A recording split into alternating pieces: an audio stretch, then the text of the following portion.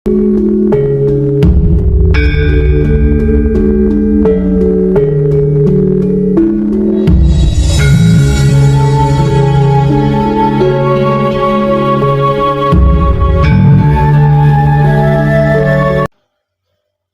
peserta manekung atau gembleng yang baru datang, mohon maafkan kemarin saya tidak bisa menyambut panjenengan dengan kadangan, dikarenakan pesanggerahan sedang melakukan rehab pemasangan keramik. Karena itu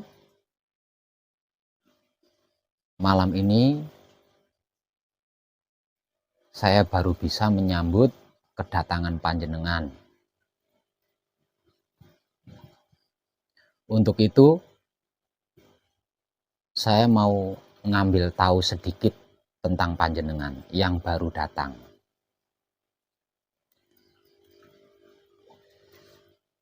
Ini mbak-mbaknya dari mana? Dari Jember semua. Mbaknya juga dari Jember. Oh, panjenengan dari Banjarmasin sendiri. Sendiri sama keluarga atau sama suami? Sendiri. Sendiri. Ibunya yang dari Banjarmasin juga sendiri.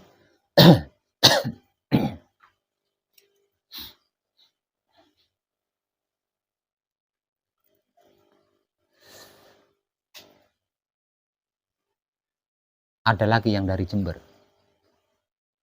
Panjenengan dari Jember juga, panjenengan dari Jember. Berapa orang dari Jember berarti?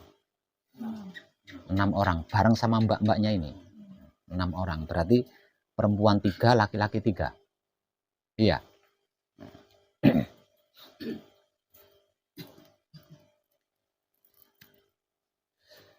Panjenengan bapaknya yang baru datang siang tadi dari mana? Dari Wonosari Gunung Kidul. Kayaknya pernah ke sini ya? Tapi waktu itu tidak manekung kan? Belum kan? Cuma membawa buku ya? Buku ya.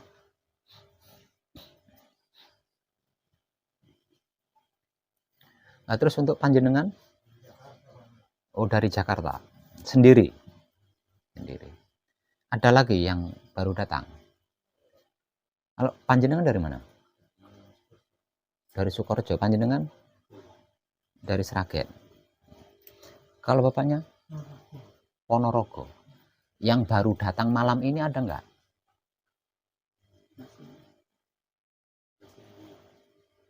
Yang baru datang malam ini? Belum ikut manekung. Karena datangnya udah sore, berarti belum manekung. Ada nggak? Nggak ada. Panjenengan datang kapan? 3 hari. Oh, sudah 3 hari ini. Sendiri.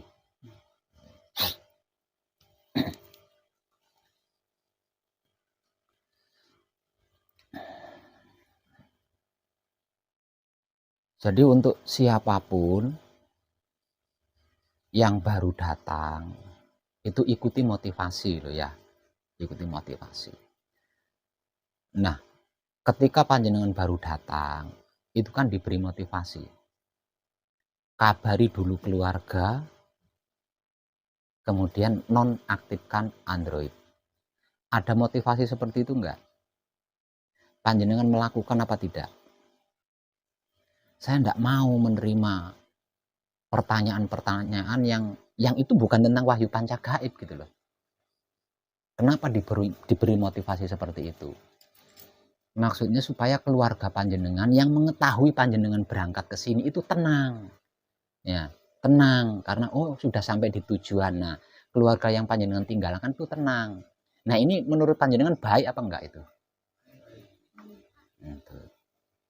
Nah, kalau panjenengan enggak ngasih kabar, ujuk-ujuk langsung menonaktifkan Android, kan yang panjenengan pamiti, yang panjenengan tinggalkan di rumah enggak tenang kan? Ini orang sudah nyampe apa belum? Nah, itu. Nah, terus kalau Androidnya dinonaktifkan, misalnya dulu-dulu itu muter alarm. Nah, alarmnya dinonaktifkan dulu. Baru Androidnya dinonaktifkan. Androidnya dinonaktifkan, alarmnya tidak, tetap berbunyi. Kalau waktu alarm itu sudah sampai, pasti tetap akan berbunyi Androidnya. Walaupun Android itu dalam keadaan nonaktif.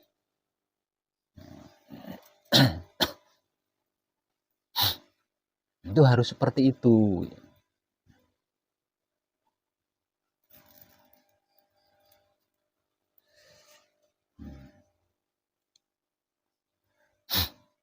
Kenapa selama manekung atau gembleng Android harus dinonaktifkan?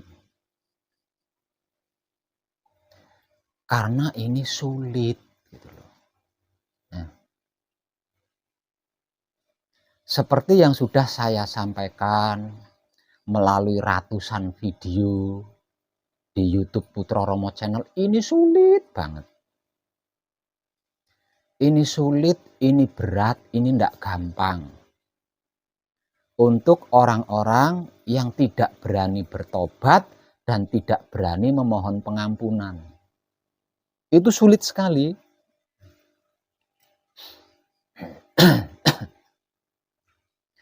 Sebelum manekung atau gembleng, laku panjenengan adalah laku murni menuju suci. Dikarenakan hendak menuju suci, arti maksudnya, dikarenakan hendak menuju suci, maka laku panjenengan itu harus murni. Murni dari seluruh bentuk ego.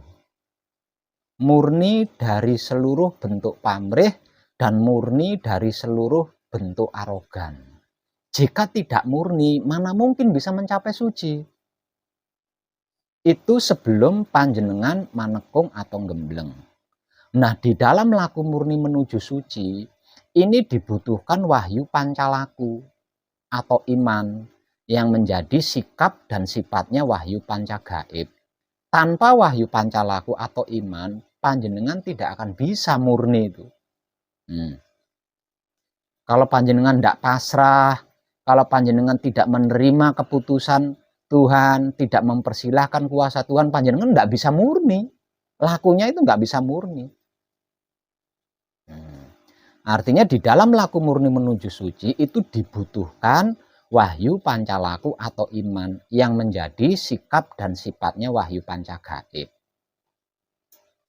Karena hanya dengan wahyu pancalaku atau iman, panjenengan bisa menerima apapun prosesnya. Bersedia menghadapi apapun prosesnya dan bersedia menikmati rasanya proses apapun dengan kesadaran cinta kasih sayang hidup. Artinya di dalam laku murni menuju suci itu dibutuhkan, sangat dibutuhkan wahyu pancalaku.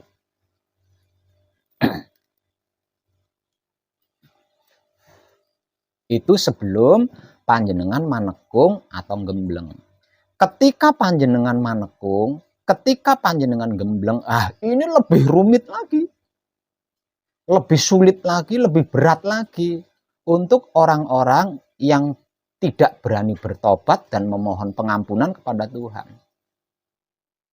Untuk orang-orang yang tidak berani bertobat dan tidak berani memohon pengampunan kepada Tuhan, itu berat sekali, sulit sekali, rumit sekali manekung itu, gembleng itu. Karena apa? Karena manekung atau gembleng itu penyelesaian laku murni menuju suci. Jadi di dalam manekung atau di dalam gembleng ini, laku murni panjenengan diselesaikan di sini. Panjenengan berhasil atau tidak berhasil laku murninya.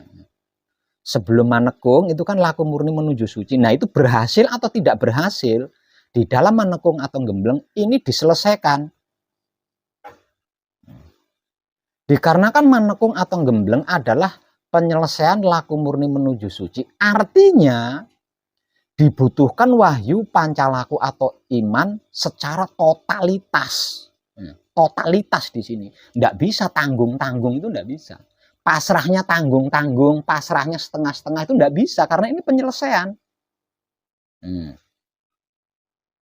Nah, dari sini kenapa Android harus dinonaktifkan.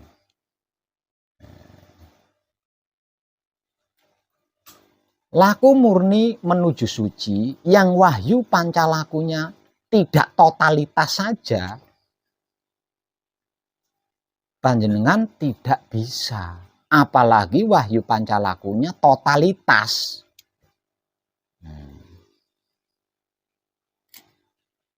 Karena sebab itu, saya memberikan jalan agar supaya Android panjenengan dinonaktifkan. Namun sebelum dinonaktifkan, kalau sudah sampai di pesanggrahan, keluarga dikabari dulu. Setelah diberi kabar, diberitahu bahwa selama manekung atau selama gembleng Android saya nonaktifkan. Harus seperti itu. Jadi tidak boleh egois.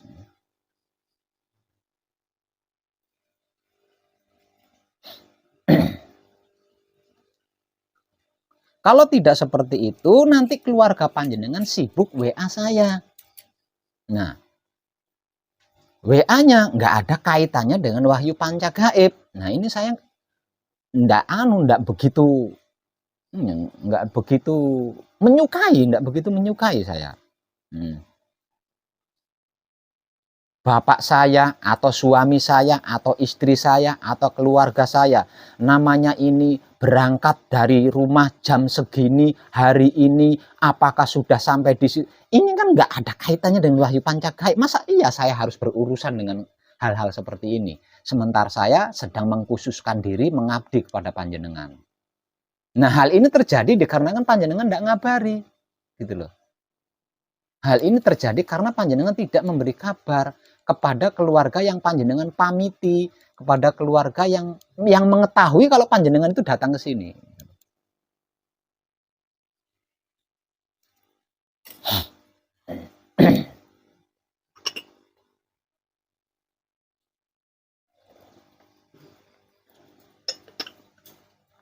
Terlebih lagi setelah selesai manekung atau setelah selesai gembleng. Setelah selesai manekung, setelah selesai gembleng, lakunya adalah laku suci menuju kelanggengan atau keabadian. Ini lebih rumit lagi, lebih sulit lagi, lebih berat lagi bagi orang-orang yang belum capek, bagi orang-orang yang belum lelah. Karena orang-orang yang belum capek, orang-orang yang belum lelah, di tahapan ini pasti akan memilih mengulangi dan melanjutkan masa lalunya. Artinya akan kumat lagi kalau belum capek, kalau belum lelah.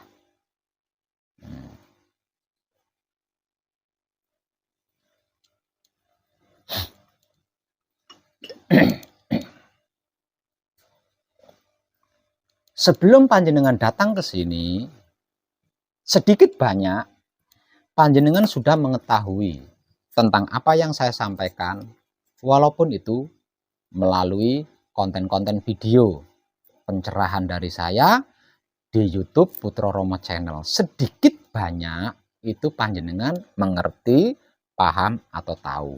Kecuali kalau caranya panjenengan menyimak itu di-skip dikarenakan videonya panjang. Nah, nyimaknya disimak dengan baik, tapi terlalu banyak yang di-skip. Maka yang di-skip itu yang panjenengan butuhkan. Nah, sehingganya panjenengan kurang mengerti, kurang memahami, kurang mengetahui. Nah, itu tidak menutup kemungkinan karena banyak di-skip, sering di-skip, maka yang di-skip itu tadi adalah pencerahan yang panjenengan butuhkan. Nah, karena di-skip akhirnya panjenengan kurang mengerti, kurang memahami, kurang mengetahui bahwa wahyu panca gaib itu bukan agama, bukan keyakinan, bukan kepercayaan, bukan ilmu kebatinan, bukan ilmu kesaktian, bukan ilmu kanuragan, bukan ilmu kekayaan mendadak, bukan ilmu untuk bisa membayar hutang, bukan ilmu untuk bisa menyelesaikan masalah, bukan ilmu untuk bisa menyembuhkan penyakit, bukan kepercayaan, bukan kejawen, bukan adat tradisi, bukan desa mawa cara, bukan perguruan, bukan partai, bukan organisasi, bukan politik, bukan semuanya. Wahyu Pancagaib adalah jati diri sejatinya manusia hidup yang seumur hidup terlupakan.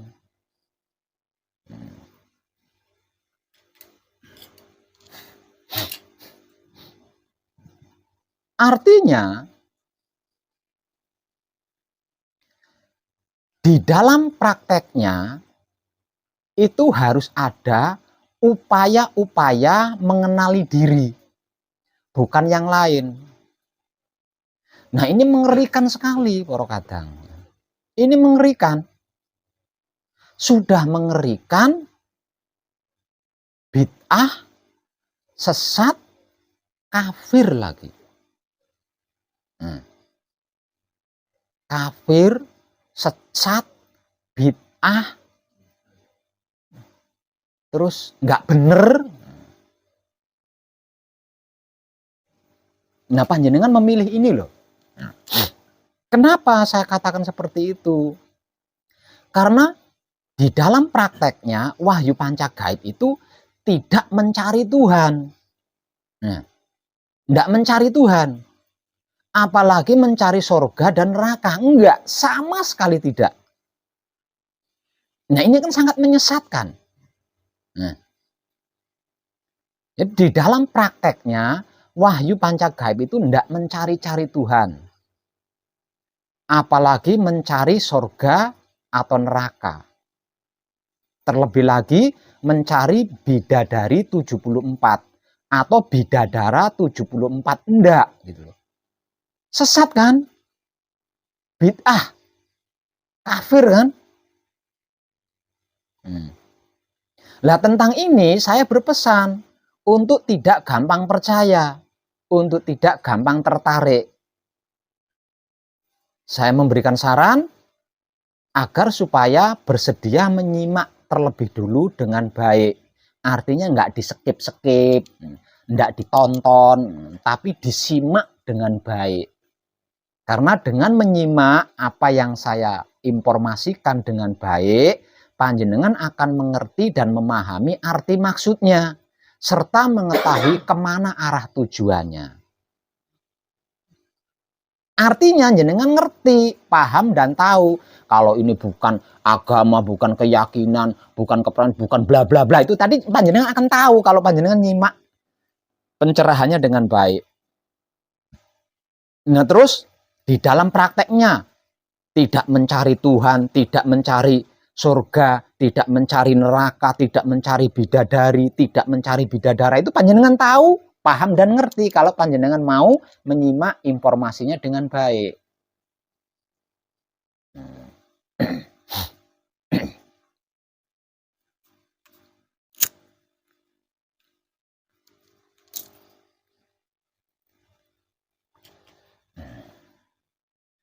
Kenapa di dalam prakteknya kok tidak mencari Tuhan? Kok tidak mencari surga? Kok tidak mencari neraka, apalagi bidadari dan bidadara? Karena Wahyu Pancagaib adalah jati diri sejatinya manusia hidup. Sedangkan Wahyu Pancalaku atau iman adalah sikap dan sifatnya Wahyu Pancagaib. Karena sebab itu, di dalam pengkajiannya adalah mempelajari dirinya sendiri. Bukan mempelajari Tuhan, bukan mempelajari surga atau neraka, itu enggak. Yang dipelajari adalah dirinya sendiri. Yang dipraktekkan adalah dirinya sendiri. Kenapa? Karena jati diri kita ini sebagai manusia hidup, seumur hidup terlupakan. Terlupakan. Karena sebab itu pembelajaran adalah mengkaji diri, bukan mengkaji Tuhan. Bukan mengkaji surga atau neraka atau bidadari atau bidadara, bukan. Apalagi mengkaji agama, bukan. Tapi mengkaji dirinya sendiri. Mempraktekkan dirinya sendiri.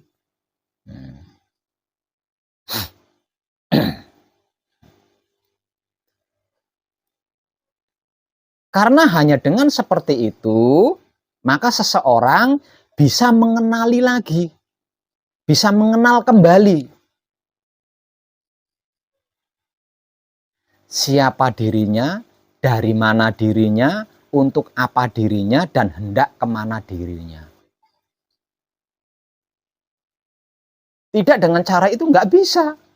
Tidak dengan cara mengkaji diri, nggak bisa lah wong ini mengenal diri. Mengenal diri berarti kan suka ndak suka, mau ndak mau harus mengkaji diri lah wong mengenal diri. Dengan begitu, maka seseorang itu bisa mengenal dirinya itu siapa, dari mana, untuk apa, dan hendak kemana. Nah, setiap orang yang mengenal dirinya itu siapa, dari mana, hendak untuk apa dan hendak kemana, maka dia akan mengenal Tuhannya.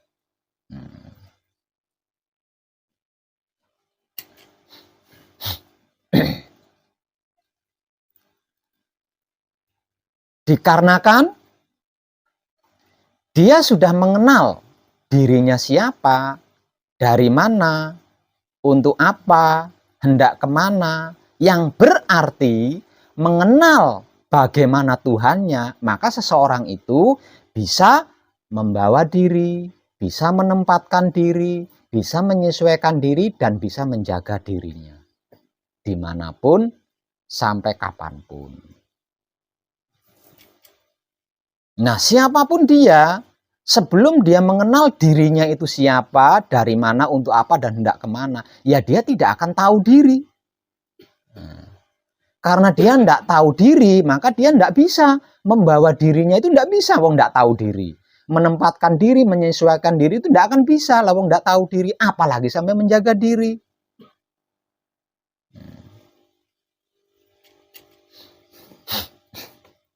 Lah ini kalau diilmukan, ini ilmu sangat mengerikan. Nah, ini ilmu sangat mengerikan.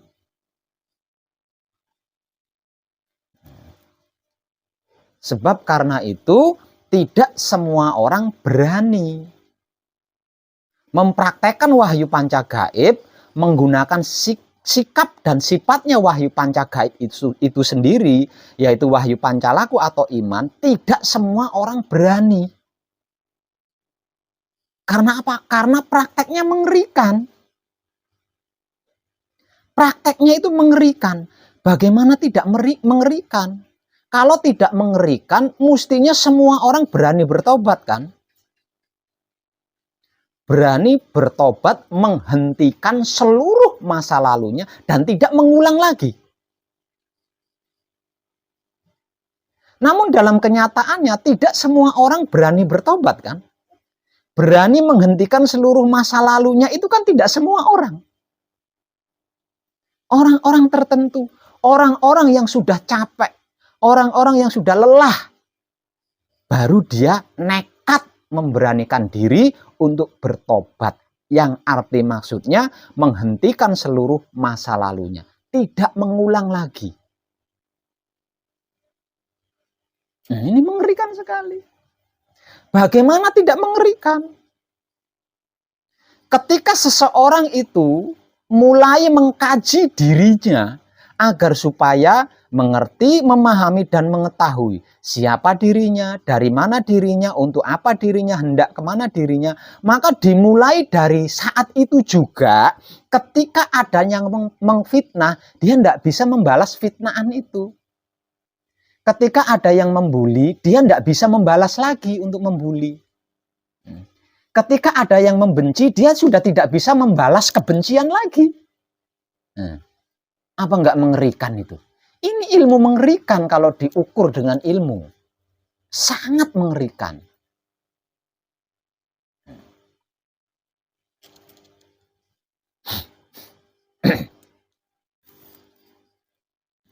Nah, panjenengan sudah mengambil kesimpulan untuk memilih ini.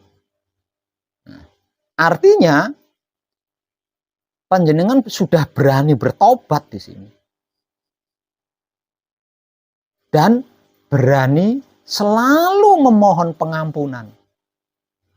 Nah, panjenengan berani loh, karena panjenengan sudah mengambil keputusan di sini. Dan itu sangat mengerikan. Sekali lagi saya katakan, itu sangat mengerikan. Bagaimana tidak mengerikan? Difitnah, diam. Dibenci, diam. Dicari-cari kesalahannya, diam. Diadu domba, diam. Disakiti, diam. Apa enggak mengerikan itu? Itu mengerikan sekali. Jangan dianggap remeh loh. Jangan dianggap remeh itu. Nah, ini untuk orang-orang yang belum capek. Untuk orang-orang yang belum lelah. Kan bisa kembali lagi ke masa lalu. Melanjutkan masa lalunya lagi. Kumat lagi kan. Kembali ke masa lalu lagi. Kalau belum capek. Kalau belum lelah. Itu loh. Yang sedang saya kaji dan yang sedang saya praktekkan bersama ribuan kadang saya di sini. Dan panjenengan sudah berani mengambil kesimpulan ini. Mengambil keputusan ini. Ini sebuah keputusan besar. Berani menemui saya di pesanggerahan ini, itu sebuah keputusan besar. Senin Pahing kemarin, ketika saya pahingan di Tulungagung, itu saya sempat berkunjung ke daerah Blitar. Karena saya ada kepentingan di sana. Dan ketika saya berkunjung ke daerah Blitar, itu ada beberapa orang yang tidak berani ketemu sama saya. Karena apa itu? Apakah karena wong edan bagu mengerikan?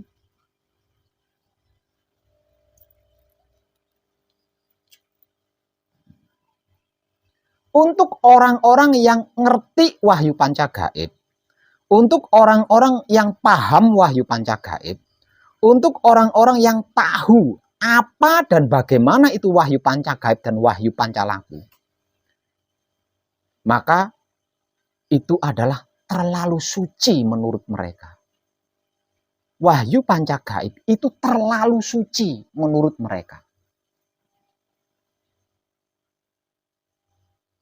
Karena itu, orang-orang yang ngerti wahyu pancagaib, paham wahyu pancagaib, dan tahu apa serta bagaimana itu wahyu pancagaib dan wahyu pancalaku, tidak berani bertemu saya. Bertatap wajah secara langsung dengan saya itu tidak berani. Karena menurut mereka wahyu pancagaib itu terlalu suci. Jadi jenengan jangan main-main di sini. Nah, jangan main-main. Namun sesungguhnya terlalu itu nggak ada. Terlalu suci itu nggak ada. Suci ya suci, nggak pakai terlalu gitu loh. Nah, mereka memaknai wahyu pancagaib terlalu suci. Arti maksudnya seperti ini. Kalau pengkajian lainnya itu bisa dinodai, bisa dikotori, bisa dicampur aduk. Kalau pelajaran lain, pengkajian lain itu bisa dikotori, bisa dinodai, bisa dicampur aduk dengan alasan lupa atau hilap. Atau kepepet, atau terpaksa. Lah, wahyu pancagaib nggak bisa loh. Alasan kepepet, alasan terpaksa, alasan lupa itu nggak bisa di wahyu pancagaib. Salah tetap salah, luput tetap luput, dosa tetap dosa. Ini di wahyu pancagaib. Nah, maksudnya mereka memaknai wahyu pancagaib itu terlalu suci itu seperti itu sesungguhnya. Dikarenakan wahyu pancagaib sama sekali tidak bisa ternoda. Wahyu pancagaib sama sekali tidak bisa terkotori atau termomori. Dicampur aduk sama sekali tidak bisa. Harus benar-benar suci, harus benar-benar murni. Apa enggak mengerikan tuh? Saking mengerikannya, mereka yang memahami apa yang saya sampaikan enggak berani. Padahal saya datang di samping rumahnya. Tiap hari, tiap malam dia nyimak video saya. Namun ketika saya berkunjung ke sana, ke tempat Kadang, dan Kadang itu adalah tetangganya. Sangat dekat. Diberi kabar, dia tidak berani menemui saya. Tidak berani bertatap wajah dengan saya. Dia malah sembunyi di dalam kamar, nutup pintunya. Saya tidak berani ketemu sama Pak Web. Saya cocok dengan wahyu pancagaib. Tapi apakah saya mampu? Itu yang ada di pikiran mereka. Apakah saya mampu menjalankan wahyu pancagaib? Karena wahyu pancagaib terlalu suci. Saya tidak berani, saya belum layak, saya belum pantas bertatap wajah dengan Pak Web. Karena saya belum mampu menjalankan wahyu pancagaib secara maksimal. Itu loh yang ada di otaknya orang-orang yang ngerti, paham, dan tahu apa dan bagaimana itu wahyu pancagaib. Jadi jangan pernah panjenengan menganggap remeh ini.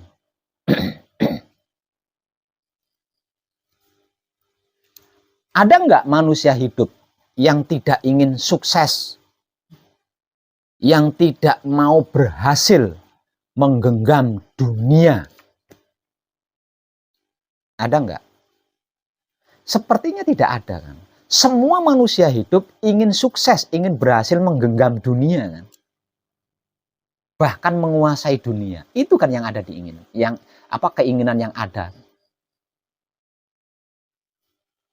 Namun dikarenakan ini sangat mengerikan, tidak semua manusia hidup berani bertobat.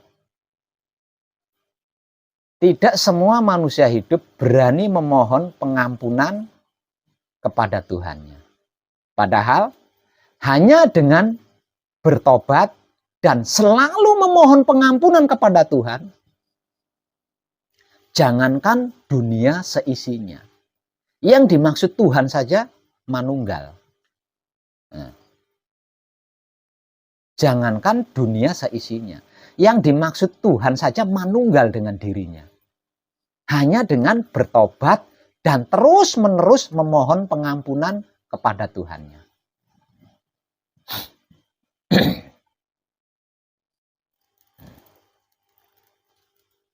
Letak ngerinya di mana? Walaupun hanya dengan bertobat dan selalu memohon pengampunan, namun ini sekali lagi saya katakan, kalau diistilahkan ilmu, ini ilmu yang sangat mengerikan. Letak ngerinya di mana? Satu, di dalam prakteknya ada yang mengfitnah,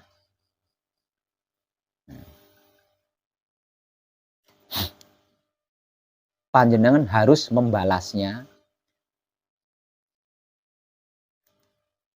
Ada yang membenci, panjenengan harus membalasnya dengan cinta.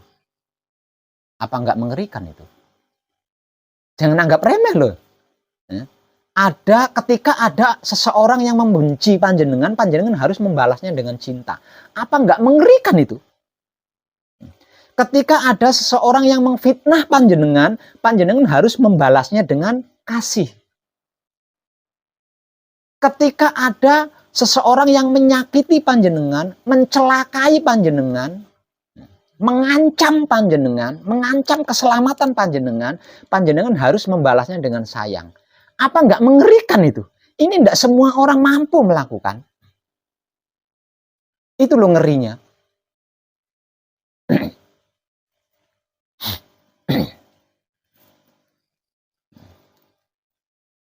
Dibenci, diam saja.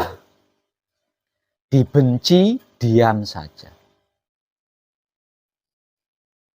Kalau harus melakukan sesuatu, maka sesuatu yang dilakukan dengan cinta kepada orang yang membencinya. Difitnah, diam saja. Kalaupun harus melakukan sesuatu, maka sesuatu yang dilakukan itu harus dengan kasih untuk orang yang memfitnahnya. ketika ada seseorang yang berusaha mencelakai kita, berusaha menyakiti kita, berusaha menghancurkan kita, berusaha mencelakai kita, harus diam saja. Diam saja. Kalaupun harus melakukan sesuatu, maka sesuatu yang dilakukan itu harus dengan sayang kepada orang yang berusaha mencelakai kita, menyakiti kita.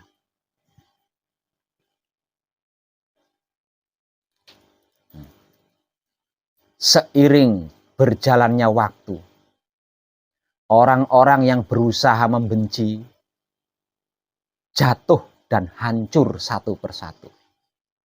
Seiring berjalannya waktu, orang-orang yang berusaha mengfitnah mengalami jatuh dan hancur satu persatu. Seiring berjalannya waktu, orang-orang yang berusaha mencelakai kita, menyakiti kita, melukai kita, satu persatu jatuh dan mengalami kehancuran. Apa itu tidak mengerikan?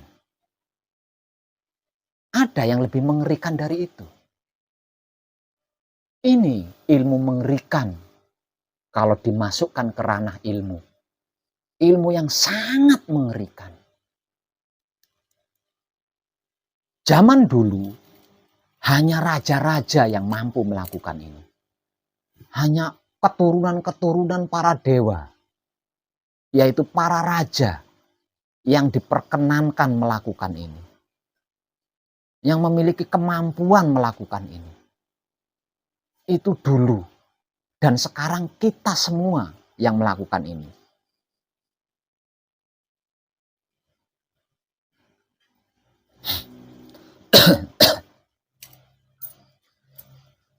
Di masa dulu, di masa yang lalu, laku ini disebut sebagai serat jiwa atau ilmu serat jiwa.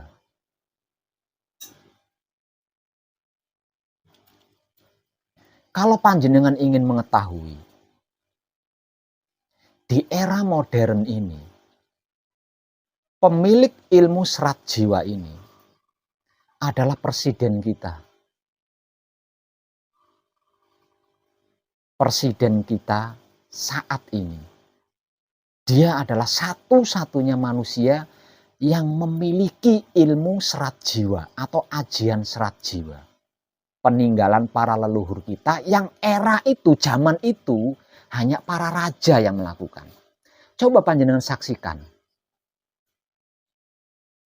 Sepak terjang presiden kita saat ini, coba panjenengan saksikan. Semakin banyak yang membencinya, semakin tinggi derajatnya. Semakin banyak yang membenci dia, membuli dia, semakin terhormat dia. Dan dia tidak melakukan apa-apa. Padahal dia seorang presiden loh. Terlalu mudah ya untuk menemukan rakyatnya yang macam-macam itu terlalu gampang buat. Karena dia seorang presiden. Dibenci, dibully, dicari-cari kesalahannya, difitnah, dituduh itu, diam saja. Nah, dia tetap fokus pada tugasnya sebagai seorang presiden. Namun realita yang terjadi di lapangan, satu persatu yang membenci dia, yang menghina dia, yang membuli dia, yang mencari-cari kesalahan dia, satu persatu jatuh. Satu persatu hancur. Ini banyak yang gagal merekam ini banyak sekali. Kenapa? Karena beliau memiliki ajian serat jiwa. Dia memiliki ilmu serat jiwa. Ilmu sabar narimo kalau dalam istilah Jawanya. Jangan saksikan saja. Ada berapa ribu yang mengfitnah presiden kita. Presiden saat ini. Ada berapa ribu yang membenci, yang mencari-cari kesalahan dia, yang mengfitnah dia itu ada berapa ribu. Dan ada berapa ribu pula yang mengalami jatuh bahkan hancur. Padahal dia tidak melakukan apa-apa loh. Apa enggak mengerikan itu? Apa tidak mengerikan? Ada yang lebih mengerikan dari itu. Jenengan hati-hati.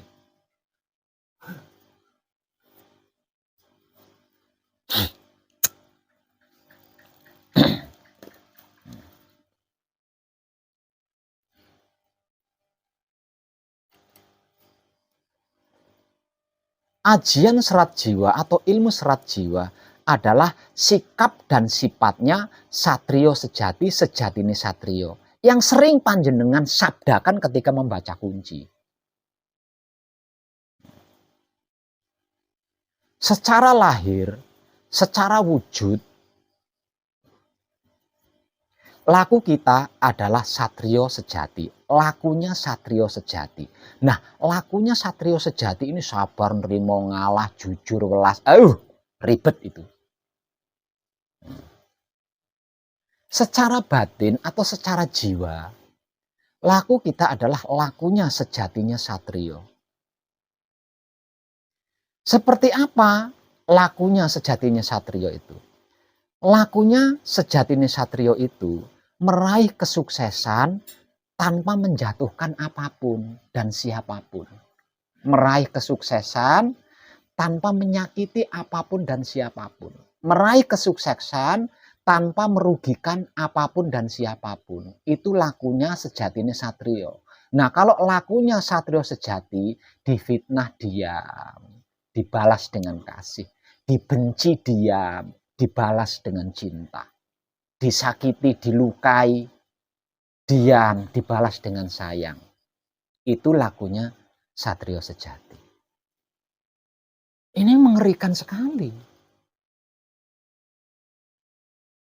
Bahkan lebih mengerikan karma. Karma belum seberapa mengerikannya.